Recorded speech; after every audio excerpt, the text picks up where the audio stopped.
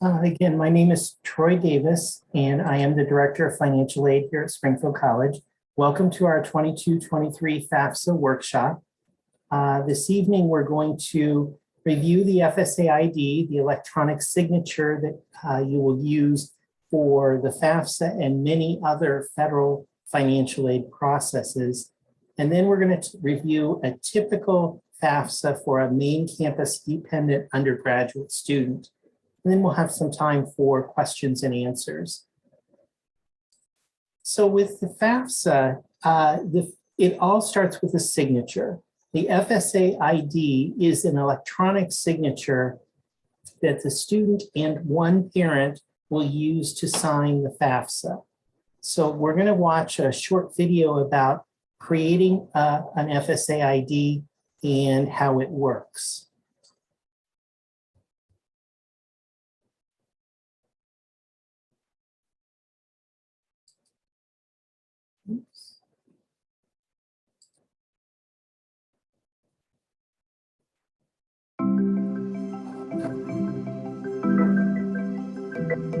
Perhaps you're a student, parent, or loan borrower who needs to apply for financial aid, electronically sign your FAFSA form, or access other functionalities on the studentaid.gov site. To take full advantage of all our resources and log into studentaid.gov, you'll have to first create an FSA ID. Your FSA ID gives you access to federal student aid's features, tools, and can serve as your legal signature. Your FSA ID is your account username and password. To prepare to create your FSA ID, have your social security number, mobile phone, and your personal email address handy. To start, navigate to studentaid.gov and select Create Account. Once you're on the Create Account page, select the Get Started button. If you are completing a FAFSA form and are considered a dependent student, keep in mind that you will need to create your own separate FSA ID using your own personal information. A mobile phone number, email address, and social security number can be associated with only one FSA ID. For helpful tips throughout the FSA ID creation process, select the question mark icons that display next to each field.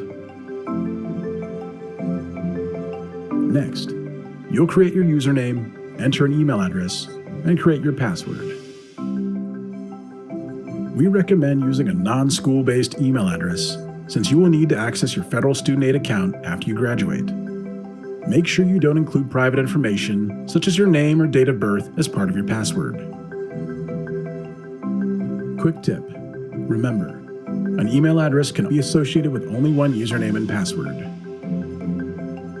Next, enter your permanent address and mobile phone number. Indicate if you want to use your mobile phone for account recovery. We highly recommend this option, as it will help you access your account if you forget your username or password in the future.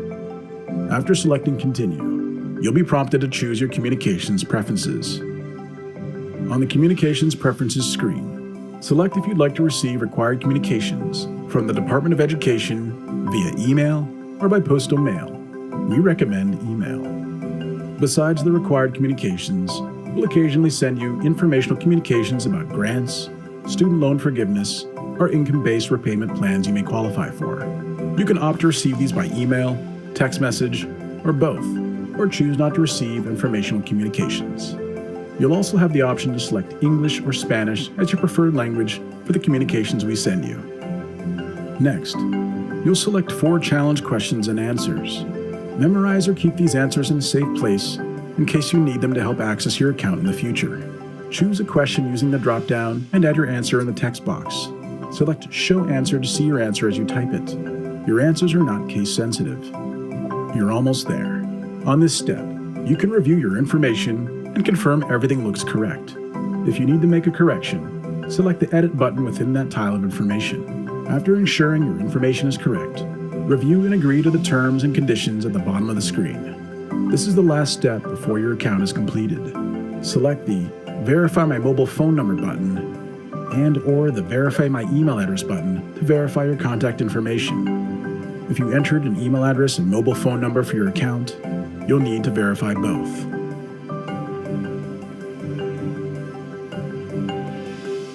After selecting the Verify My Mobile Phone Number button, you will see a pop-up. Enter the 6-digit secure code that was sent to the mobile number associated with your account. If you did not receive a code, select the Resend Secure Code link. After entering the 6-digit code and selecting Continue, you will see a verified checkmark under the Verify My Mobile Phone Number button. The same steps apply when verifying your email address. Select the Verify My Email Address button and enter the 6-digit code you received in your email in the pop-up box. Note: the secure code will expire after 30 minutes. Once your contact information is verified, select Finish.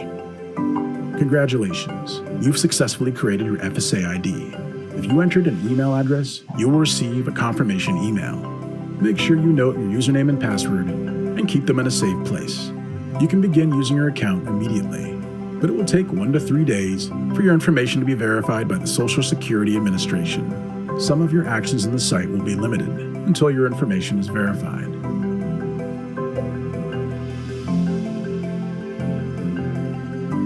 However, with your newly created FSA ID, you can immediately complete and sign a first-time FAFSA form. You can also use your FSA ID to access your dashboard, review your loan balance, and explore additional dashboard features.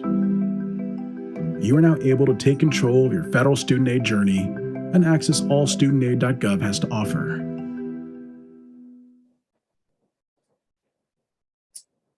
Okay, thank you for watching that. Are there any questions about the FSA ID, how it works or how to create one?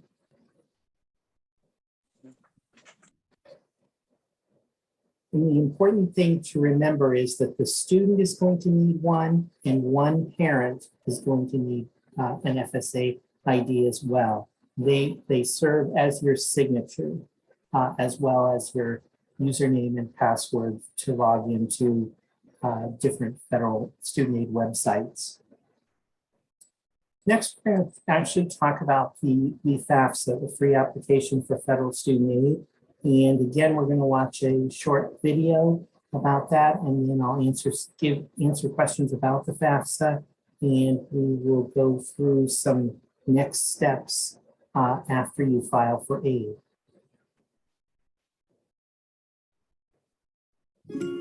This video is an overview of completing the FAFSA. After viewing this video, we hope it will help students and parents better understand how to complete the FAFSA and to complete it accurately. Let's begin. A few tips before getting started. If you are not sure how to answer a question, click on the question mark at the end of each question. This feature offers a detailed explanation of the question and will give you information to help you answer correctly. When moving through the FAFSA, make sure you use the Previous and Continue buttons near the bottom. Do not use the browser navigation arrow, which may cause you to lose information and have to start over. The FAFSA has a section that determines if you will be considered a dependent student and will need your parents' information, or if you will be considered an independent student and only your information will be needed. If you are married, your spouse's information will also be needed. If parental information is needed, at least one of your parents will also need to create an FSA ID in order for your parent to electronically sign your FAFSA. Parents can only create the FSA ID if they have a valid Social Security number. If your parent does not have a Social Security number, an FSA ID is not needed and the parent will be given a different way to sign the FAFSA. Now, let's discuss what is a FAFSA. The FAFSA stands for Free Application for Federal Student Aid, and it's an application that future and current college students use to apply for financial assistance to help pay for college and college-related expenses. The FAFSA can only be completed by U.S. citizens or permanent residents that have a valid Social Security number. The FAFSA can be completed online at www.fafsa.gov, or you can download the My Student Aid mobile app. First things first, it is recommended to have your FSA ID, which is a username and password, before you begin your FAFSA application. The FSA ID is what will be used to electronically sign the FAFSA. The FSA ID and password can also be used to transfer some tax information directly from the IRS and it can also be used later to access your federal student aid records. If you do not have an FSA ID, you can create one at fsaid.ed.gov. Okay, it's time to start a new FAFSA. If this is your first time completing a FAFSA, you will click on Start Here. Next, you'll need to select your role and enter the information requested. A student, a parent, or a FAFSA preparer can begin completing the FAFSA for the student. The preparer option is for someone that you are paying to help you complete your FAFSA. Counselors and school administrators are not considered preparers. Next, you'll need to select the academic year. That's the year you will be in college.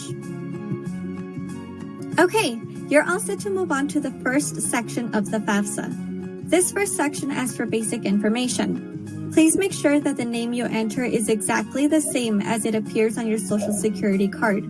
Do not use nicknames or abbreviations. Remember, if the name you submit does not match the name on your Social Security card, there will be lengthy delays receiving or processing your application. Next, provide your personal email address and be sure to check it regularly. Email will be the primary way that the U.S. Department of Education and colleges contact you. Please make sure you do not provide your school email address because you may lose access to that email once you graduate. Next is the student eligibility section. If at the time of birth you were assigned the sex of male and you are completing the FAFSA for the first time, the FAFSA will ask if you're registered with Selective Service. If you're not yet registered, you can use the FAFSA to register. You do not have to register for Selective Service to receive financial aid from the federal government. However, it is still a requirement to receive state grants, such as the Texas grant. Next is the school selection section. You'll be asked to enter the state, city, and name of your high school, then click Search. Select the school from the menu, then click Continue. Next step is where you'll select the colleges and/or universities that you are considering attending. You can select up to 10 colleges when you first submit the FAFSA. Please keep in mind that you do not have to be admitted to these colleges yet. Simply select any college and/or universities you are interested in possibly attending. Finally, for each college and/or university you selected, you will need to indicate whether you will live on campus, off campus, or with parents. The next section is called Dependency Status. This section will determine if you need information from your parents.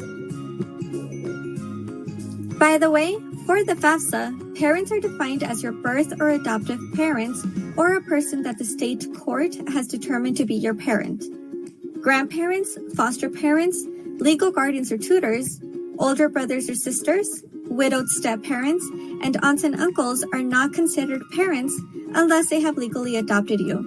If you live with a legal guardian or tutor because your parent lives in a different city, state, or country, you would still need the information of your birth or adoptive parents, not your guardian.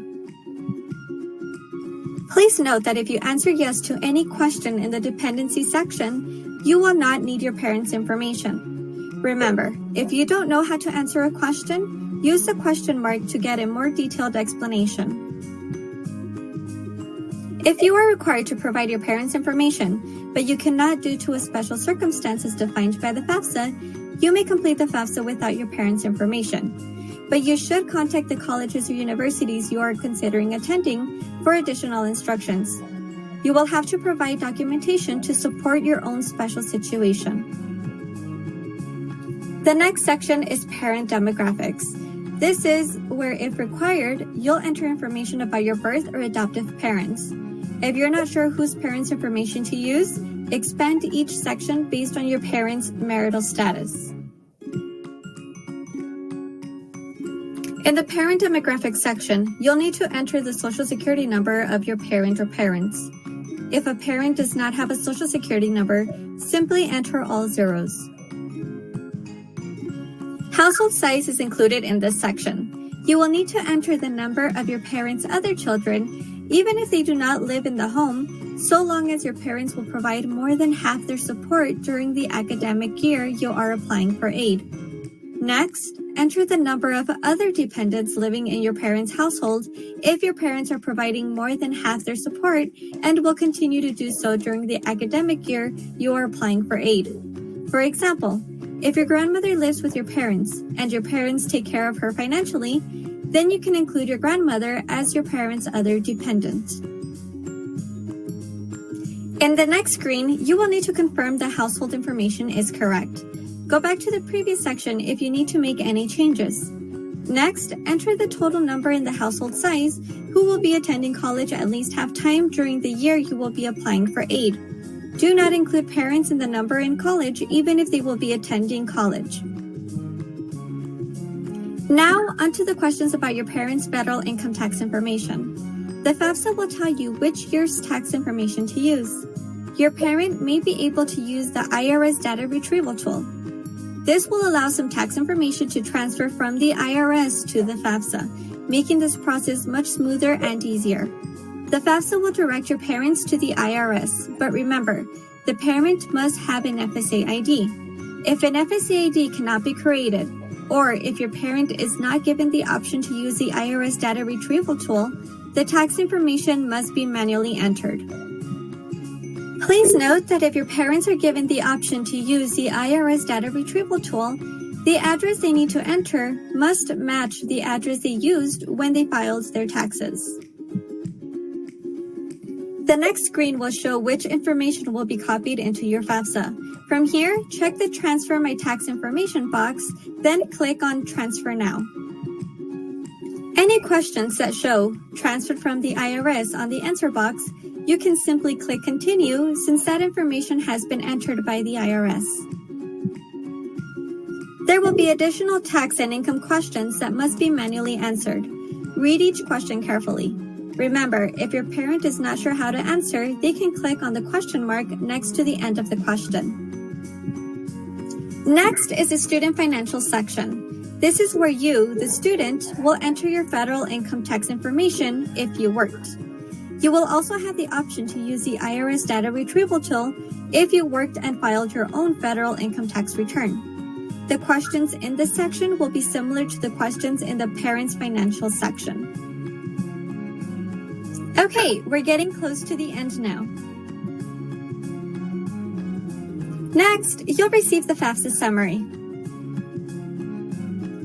Review the summary very carefully. If you see an error, click on that question to go back to update your answer.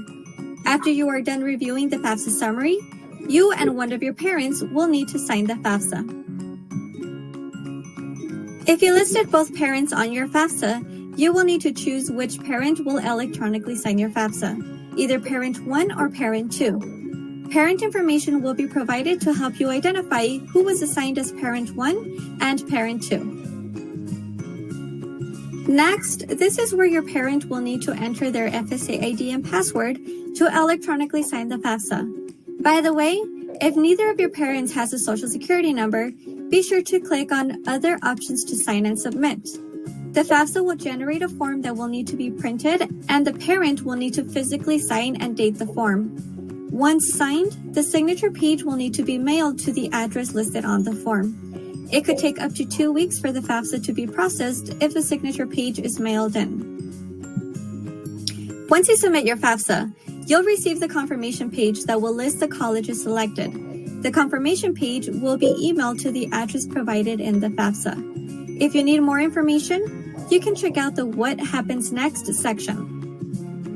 Some important things to remember. Complete the FAFSA as soon as possible. Some grants are limited.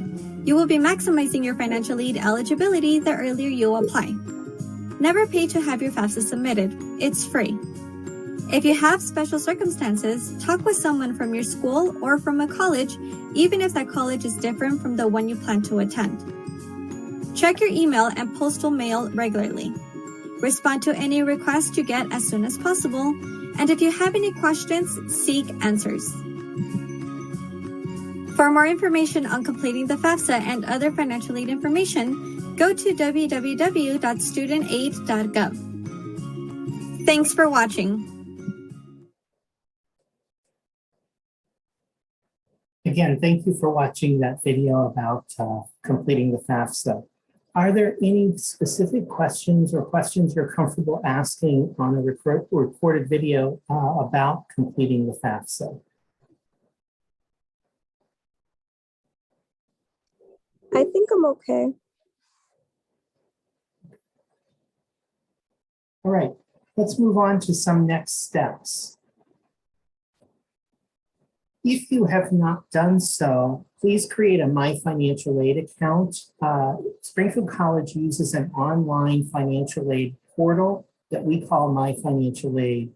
That's where your award will be listed, that your financial aid offer will be listed, as well as missing documents and important messages and comments about your financial aid.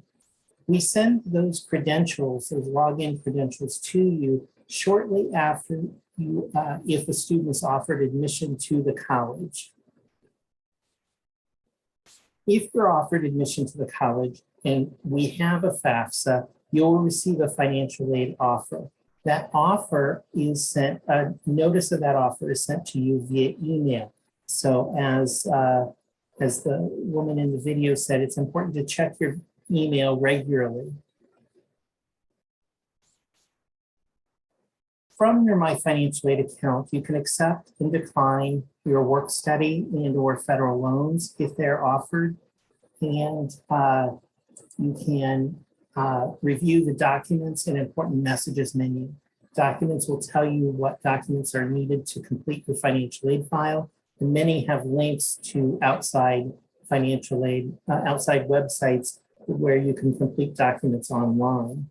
The important messages will give you terms and conditions that are required to maintain and renew your financial aid from year to year. And you can also complete and upload missing documents through your My Financial Aid account. That's it. It's really relatively simple. Are there questions in general about the process or filling out the FAFSA?